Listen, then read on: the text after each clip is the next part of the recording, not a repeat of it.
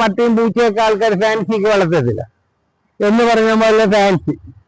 നേരത്തെ എൻ്റെ ഒക്കെ പണിക്കേട്ട ഷർട്ട് ഇട്ടുകൊണ്ട് വന്ന് പറഞ്ഞില്ലേ, ഏതാ ഷർട്ട് ഞാൻ ആട്ടുമുഞ്ഞിന് നേരത്തെ ആൾക്കാർ വരുമ്പോൾ കൈ പിടിച്ച് ഒമ്മണിച്ച് അങ്ങോട്ട് കൊടുക്കുന്നു.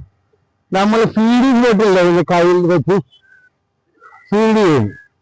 ആട്ടുകുഞ്ഞുങ്ങളെല്ലാം ഫീഡിങ് ബോട്ടിൽ വെച്ചാണ് കൊടുക്കുന്നത്.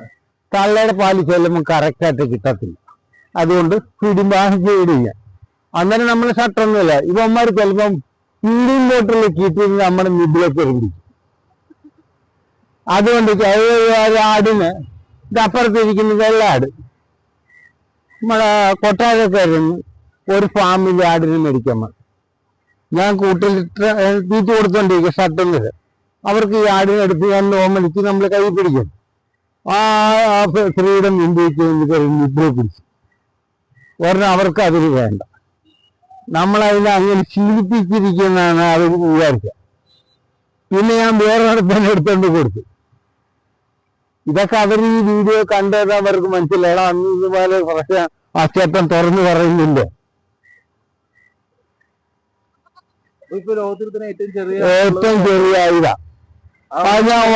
അതിന്റെ ഉറപ്പായിട്ട് വേറെ തന്നെ. ഇന്ന് ചന ഏത് ഡോക്ടറെ കൊണ്ടുവേണമെങ്കിലും വന്ന് ചന പരിശോധിക്കാം, അത്ര ഗ്യാരണ്ടി ആയിട്ട് പറയാം.